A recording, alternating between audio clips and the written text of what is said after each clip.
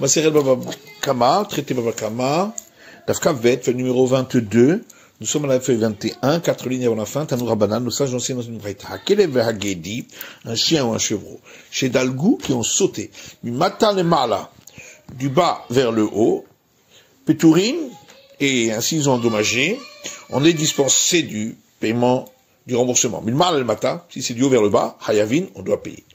Adam Betarnegol, un homme ou un coq, qui ont sauté. Ben Mimala le Mata, Ben Mimata le Mala, que ce soit du haut vers le bas ou du bas vers le haut, Hayavin, on doit payer le dommage.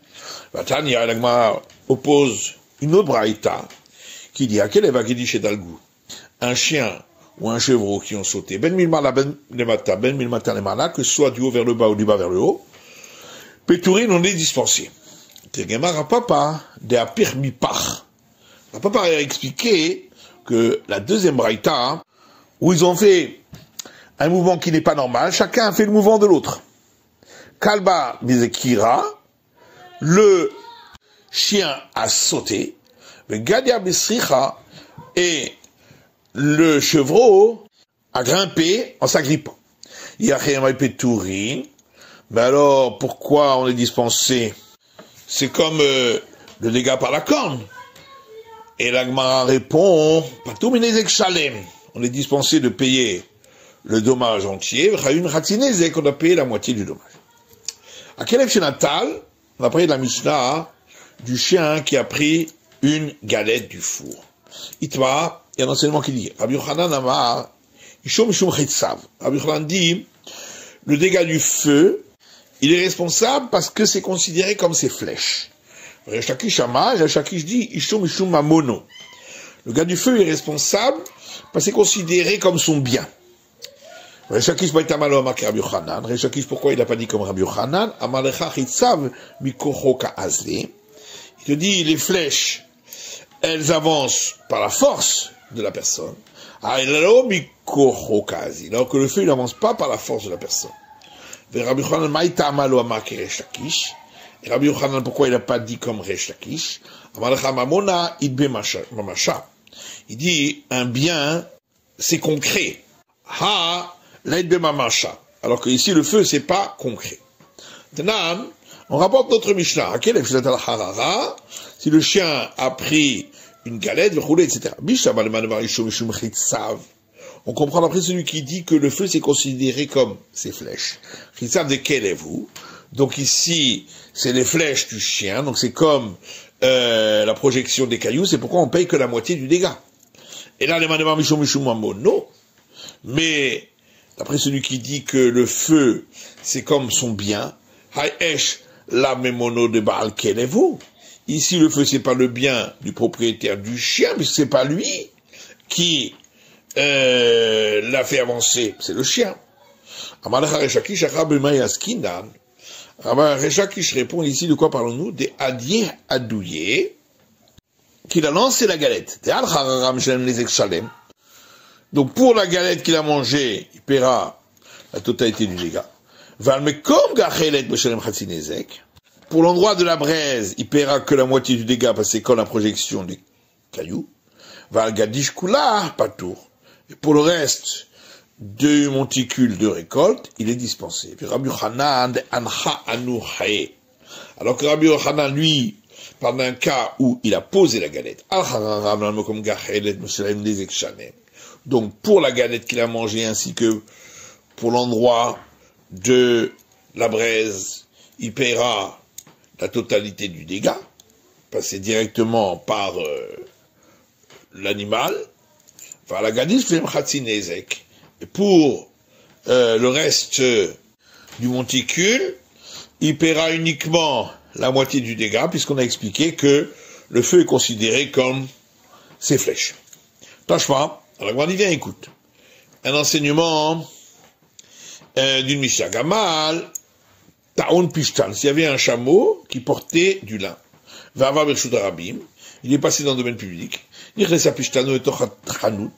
si le lin est entré à l'intérieur du magasin, Dalko Benero Shel Chelvani, et ça a mis le feu au magasin à cause de la lampe du propriétaire du magasin, Vidi Ketabira, et ça a mis le feu à toute la maison. Baal Gamal Chayav, le propriétaire du chameau, doit payer. Il y a Chedvani Nero Mibachut, mais si le propriétaire du magasin avait mis sa lampe à l'extérieur, Chedvani Chayav, c'est le propriétaire du magasin qui doit payer parce qu'il n'avait pas à le faire. Rabuda Omer Bener Hanouka Patour, Rabuda dit s'il s'agissait de la lampe de Hanouka, il est dispensé, puisqu'il l'a fait pour accomplir le commandement. On comprend d'après celui qui dit que le feu est considéré comme ses flèches. C'est donc ici considéré comme les flèches du chameau, et c'est pourquoi il devra payer. Et là, d'après celui qui dit que c'est considéré comme son bien, Aïesh Lo Mamona de Baal Gamalou. Ici, le feu, c'est pas considéré comme le bien du propriétaire du chameau, puisque c'était le chameau qui a mis le feu. Le Shakish te répondra. Ici, on parle d'un cas où le chameau, il est passé avec le lin enflammé, et ainsi, il a avancé, et en avançant, il a fait roussir toute la maison, et donc, c'est pourquoi il est directement responsable. Et la Gemara dit, alors regardons la suite de cette Mishnah. Si le propriétaire du magasin avait mis sa lampe à l'extérieur, c'est lui qui est responsable. Si le chameau, il avançait, et en avançant, il a fait roussir la maison, mais alors pourquoi c'est le propriétaire du magasin qui est responsable? Monsieur Amda, on parle d'un cas où il s'est arrêté. Et la Gemara dit, Amda, si le chameau s'est arrêté, et à l'endroit où il s'est arrêté, il a fait roussir la maison, à plus forte raison que le propriétaire du magasin, pas besoin de payer, et c'est le propriétaire du chameau qui l'a payé. Ravuna bar Manoach, Ravuna fils de Manoach dit, Mishme de Ravika, au nom de Ravika, on parle du cas où le chameau s'est arrêté pour uriner. Et donc c'est un cas de force majeure, et le propriétaire du chameau n'a pas besoin de payer. Et donc, Recha, au début de la Mishnah, le propriétaire du chameau doit payer de l'Ibaïd la pouche bitaïné, parce qu'il n'aurait pas dû faire un fardeau tellement volumineux pour qu'il entre dans le magasin et prenne le feu avec la lampe du magasin. C'est Vachenvani Chayav. Et dans le deuxième cas, c'est le propriétaire du magasin qui doit payer de l'Ibaïd la Hanouche Nero Meavraï, puisqu'il n'aurait pas dû laisser sa lampe à l'extérieur. Tashma, viens et écoute, dit la Gemara, une braïta qui dit, Amadik et Agadi, si quelqu'un allumait le feu à un monticule de récolte, Vayagedi Kafutlo, il y avait là-bas un chevreau qui était attaché, Verevet Samuchlo, et un esclave qui était à côté. Venisraf Imo, et c'est brûlé avec Chayav, il doit payer. Si c'était l'esclave qui était attaché et le chevreau qui était à côté, l'Israfimo, il s'était brûlé avec, Patour, il est dispensé de payer, puisque de toute façon, il est condamné à mort pour la mort de l'esclave.